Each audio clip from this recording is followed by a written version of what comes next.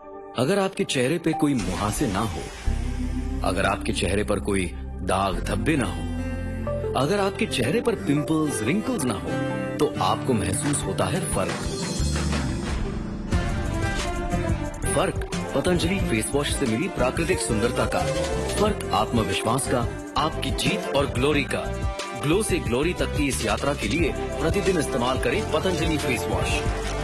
पतंजलि लाया है face wash की रेंज, जिसमें है हनी, नीम, आमंड, केसर, तुलसी, चंदन, एलोवेरा आदि के गुण। पतंजलि फेस वॉश बढ़ाए आपका आत्मविश्वास।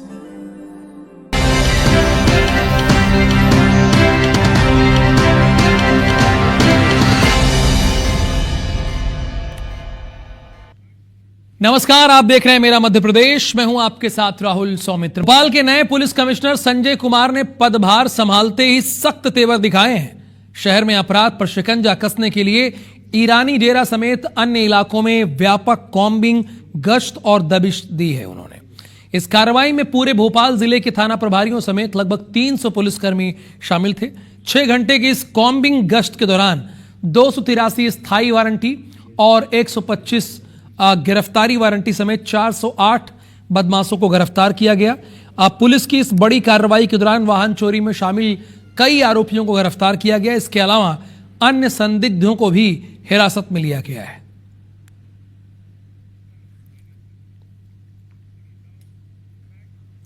भोपाल में किन्नर समुदाय में चल रहा विवाद तूल पकड़ता जा रहा है।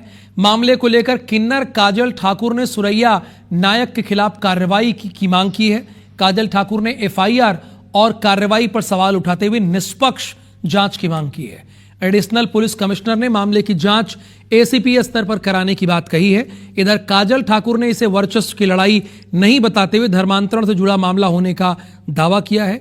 पुलिस ने कहा है कि पूरे मामले की जांच की जा रही है और तथ्यों के आधार पर आगे की कार्रवाई की जाएगी।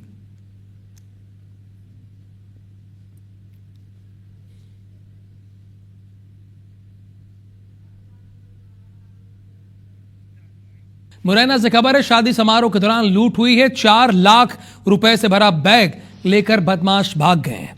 बदमाशों ने दूल्हे के भाई से बैग लूटा है। कोतवाली थाना पुलिस अब इस बारे में जांच पड़ताल कर रही है। यह खबर मुरैना से है। शादी समारोह के दौरान लूट हुई है। 4 लाख रुपए से भरा बैग लेकर बदमाश भागे हैं। बदमाशों ने दूल्हे के भाई से बैग को लूट लिया है।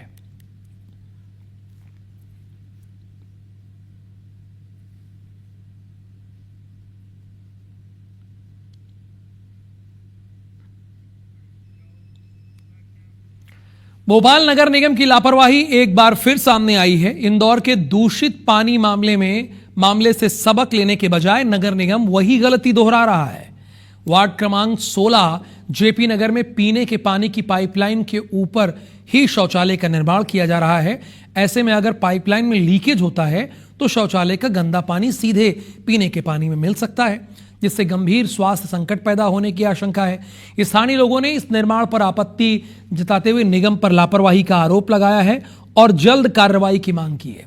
इस मामले पर नगर निगम अध्यक्ष किशन सूर्यवंशी ने कहा कि लोकल इंजीनियर द्वारा तकनीकी जांच की होगी। मामला उनके संज्ञान में आया है और अधिकारियों से चर्चा कर आवश्यक कदम उठाए जाएंगे। हमारे लोकल जो वहाँ के इंजीनियर हैं वो सभी तकनीकी पहलुओं की जांच पड़ताल के बाद ही वहाँ निर्माण कार्य को आगे बढ़ा रहे होंगे और सभी प्रकार से पीने की पाइपलाइन भी सुरक्षित रहे और बाकी विकास के कार्य भी होते रहें। इस प्रकार के सोच के आधार पर ही काम हो रहा होगा। मगर आपने विषय संज्ञान में लाया तो मैं और अधिकारियों से इस संबंध में चर्चा करके और जो आवश्यक होगा उसके निर्देश दिए जाएंगे। मऊगंज से भारतीय जनता पार्टी के विधायक प्रदीप पटेल बीते 1 महीने से लापता हैं। उनकी कोई खबर ही नहीं है। यह अभी तक साफ नहीं हो पाया कि प्रदीप पटेल आखिर गए कहां हैं। न उनके परिवार को इसकी कोई जानकारी है और ना ही उनके करीबी कुछ बता पा रहे हैं। 20 दिन पहले तक उनके लौटने की उम्मीद थी, लेकिन समय बीतने के साथ गंभीर सवाल खड़े होते जा रहे हैं।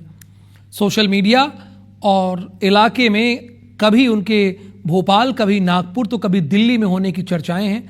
10 दिन पहले सामने आए विधायक के एक वीडियो ने चिंताएं और बढ़ा दी।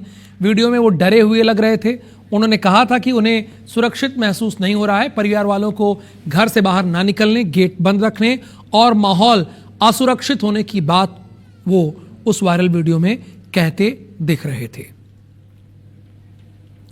विधायक के वापस नहीं लौटने पर IBC24 की टीम विधायक प्रदीप पटेल के आवास पहुंची। यहां MLA रेस्ट हाउस में मऊगंज के रिटायर्ड BSF जवान अनिल मिश्रा मिले। उन्होंने विधायक प्रदीप पटेल की सुरक्षा को लेकर चिंता जताई और आरोप लगाया कि प्रशासन बिका हुआ है और विधायक की नहीं सुनी जा रही है। चलिए अब आपको बताते हैं कि ये पूरा मामला क्या है और आखिर बीजेपी विधायक प्रदीप पटेल क्यों लापता है। दरअसल 3 जनवरी को विधायक प्रदीप पटेल जमीन विवाद के मामले को सुलझाने गए थे। इस दौरान वहां 2 पक्षों ने प्रदीप पटेल को घेर लिया था। प्रदीप पटेल को जान बचाकर भागना पड़ा। पुलिस ने उन्हें सुरक्षित बाहर निकाला था। विधायक की PA की शिकायत पर 150 लोगों पर FIR दर्ज हुई। इस घटना के बाद से प्रदीप पटेल लापता हैं। मूसा गैंग की ओर से उनकी जान को खतरा बताया जा रहा है।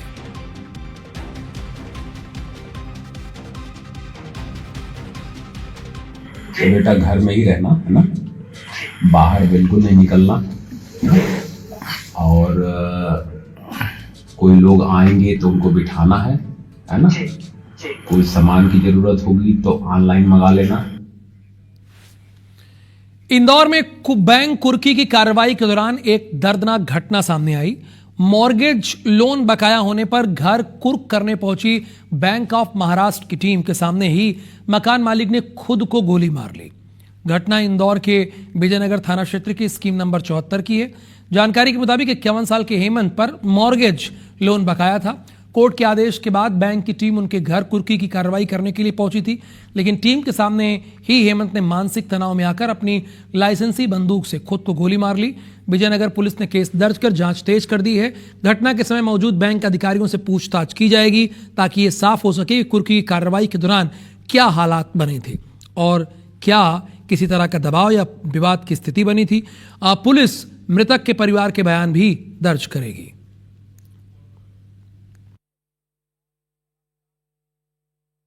बैंक के लोग अब एक घर था जो मॉर्गेज था उसको अपने कब्जा लेने गए थे और इनकी आपस में जो भी बात हुई उसके उपरांत जो रहवासी था वहाँ का उसने अपनी लाइसेंसी 2 नाली बंदूक से गोली चलाकर आत्महत्या कर ली।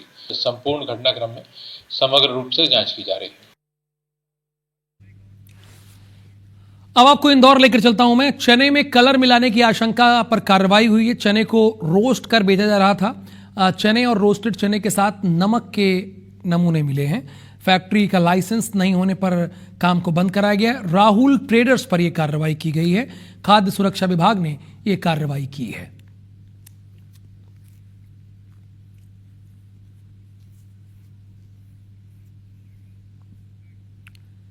मुरैना नगर निगम के वार्ड 44 में रहने वाले नाथ समुदाय के करीब 80 परिवार पिछले कई सालों से पक्के आवास की मांग कर रहे हैं। नगर निगम अधिकारियों को कई बार आवेदन भी दिया गया, लेकिन सिर्फ आश्वासन मिला। परिवारों का आरोप है कि बरसात के दिनों में झोपड़ियों में पानी भर जाता है, जिससे बच्चों और बुजुर्गों को भारी परेशानी उठानी पड़ती है। गोटियापुरा में करीब 80 परिवार रहते हैं, जिनके लिए प्रधानमंत्री आवास योजना के तहत करीब 450 वर्ग फीट जमीन की जरूरत है, लेकिन जमीन के अभाव में योजना का लाभ इन तक नहीं पहुंच पा रहा है। मामले में SDM ने तहसीलदार को मौके पर भेजकर कार्रवाई के निर्देश दिए हैं। पट्टे नहीं मिले न कह देते सर के पट्टे होंगे तो आवास मिलेगा, पट्टे नहीं है तो आवास कहाँ से मिलेगा हमें?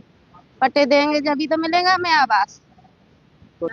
डालते वोट भी डालते आ जाते हैं, फिर के वोट लेके कह देते कहाँ पड़ता है गोटियापुरा, ऐसे नगर निगम में आ गए। अब कुछ भी नहीं मिला। कई के मकान में नहीं रहे, झोपड़ियां में रह रहे हैं सर।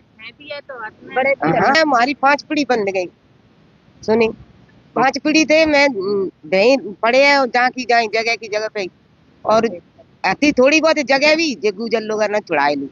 अब ज्या क्यों आए कि देश के बारे में फिर रहे, हमें न तो आवास मिले न पट्टा मिले, हमें भाग भाज के हम परेशान है गए, आवेदन दे दे के परेशान है गए। हमारी कोई सुनवाई नहीं है। हमारी जमीन जो गुजरों ने छुटाई ली, अब कहाँ रहे हम, कहाँ जाएं? मैं इसकी जांच करा रहा हूँ और इसको नगर निगम से कहूँगा कि पात्रता अनुसार जो है परीक्षण कर लूँ और यदि इनकी ज़मीन उनके पास पहले से है तो वो किसका कब्जा है, ये हम पटवारी की जो जांच करा के कार्रवाई करेंगे। अलीराजपुर के एकलव्य आवासीय स्कूल के प्रिंसिपल के खिलाफ एक बार फिर छात्रों ने प्रदर्शन किया है। सैकड़ों आदिवासी छात्र छात्राएं पैदल ही कलेक्टर को शिकायत करने के लिए निकल पड़े। मामले की जानकारी मिलते ही एसडीएम और कलेक्टर मौके पर पहुंचे और छात्रों की समस्याएं सुनी। इस दौरान उन्होंने प्रिंसिपल पर जाति सूचक शब्दों का इस्तेमाल करने का आरोप लगाया। साथ ही खाने की गुणवत्ता और अन्य सुविधाओं को लेकर शिकायत की गई। मामले में जांच दल गठित कर रिपोर्ट पेश कर निर्देश दिए गए। इधर कलेक्टर ने बच्चों को समझाइश देते हुए कार्रवाई का आश्वासन दिया।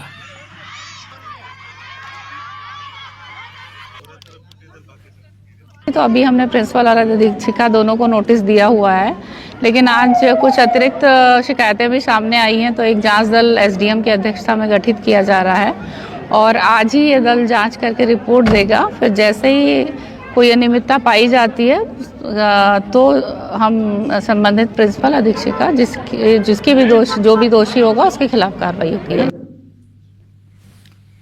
मध्य प्रदेश माध्यमिक शिक्षा मंडल की 10वीं और 12वीं की बोर्ड परीक्षाएं शुरू हो गई। इसी बीच उमरिया जिले से शिक्षा के लिए उजागर करने वाला एक अनोखा मामला सामने आया है। जिला जेल उमरिया में बंद कैदी सृजान खान ने भी कक्षा 12वीं की बोर्ड परीक्षा दी है। कड़ी सुरक्षा के बीच उसे परीक्षा केंद्र तक लाया गया और निर्धारित समय पर परीक्षा दिलाई गई। मामला कलरी परीक्षा केंद्र का है। यहां सामान्य परीक्षार्थियों के साथ एक कैदी का परीक्षा में शामिल होना लोगों के लिए चौंकाने वाला था। अधिकारियों का कहना है कि बंदियों को शिक्षा जोड़ने के उद्देश्य से केवल परीक्षा दिलाना नहीं, बल्कि उन्हें समाज की मुख्य धारा से जोड़कर आत्मनिर्भर और जिम्मेदार बनाने की दिशा में प्रेरित करना भी है।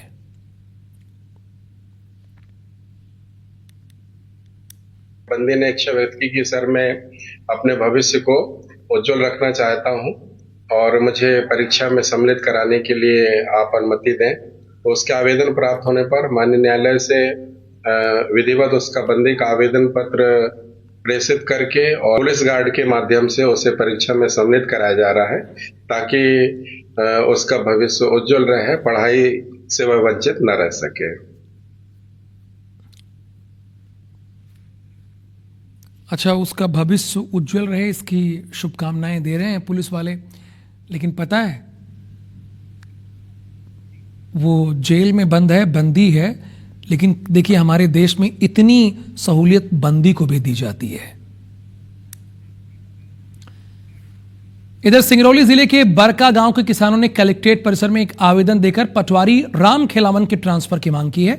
किसानों का आरोप है कि पटवारी उनके काम बिना पैसे के नहीं करते हैं और कई बार पैसे देने के बावजूद काम नहीं होता।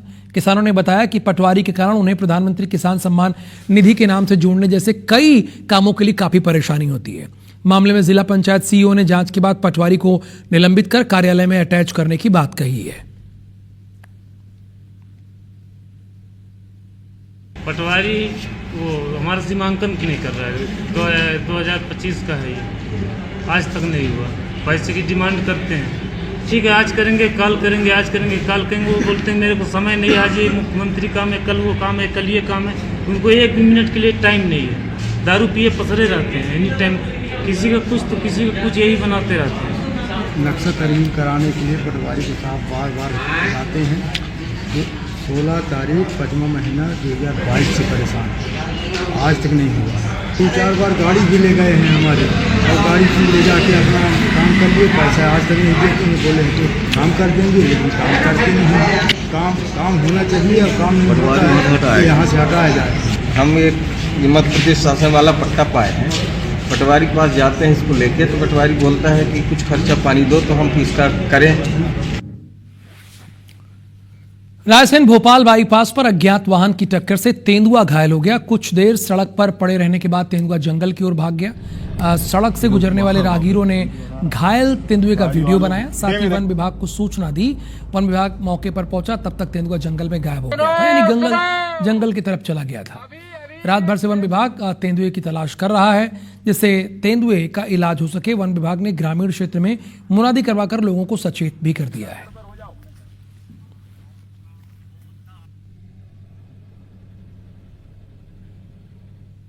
ये हमारी पहली प्राथमिकता तो यह है कि हम तेंदुओं की खोज करके उसका स्वास्थ्य परीक्षण करें।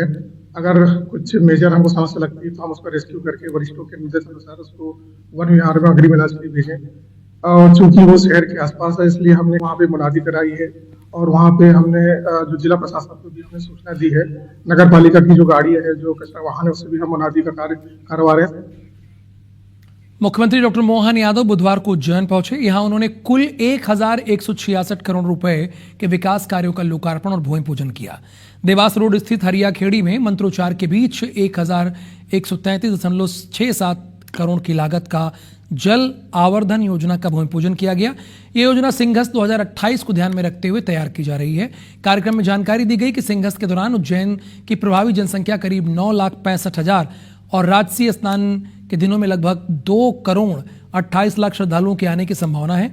इसे देखते हुए Arya Khedi water treatment plant और सिलार खेड़ी तालाब की क्षमता 6 MCM से बढ़ाकर 51 MCM की जाएगी, जिससे प्रतिदिन 100 MLD पेयजल आपूर्ति की सुनिश्चित हो सके। 4 करोड़ के 3 कार्यों का लोकार्पण किया। साथ ही 2,36,00,000 की लागत से 16 डोर टू डोर कचरा गाड़ियां और 5 अन्य वाहन और वायरलेस हैंडसेट भी जनता को समर्पित किए गए। एम्स का मेडिकल कॉलेज का एम्स भोपाल में खुला है तो आयुर्वेद का धन्वंतरी इंस्टीट्यूट उज्जैन में खोला जाएगा, इसमें कोई शंका नहीं। हमारे लिए ये बड़ी सौगात रहने वाली है। आयुर्वेद के बच्चे एम्स के माध्यम से अपनी प्रतिभा के बलबूते पर देश विदेश प्रदेश सबको सेवा करें। मेरा मध्य प्रदेश के इस बुलेटिन में फिलहाल के लिए इतना ही। आगे देखिए शहमात।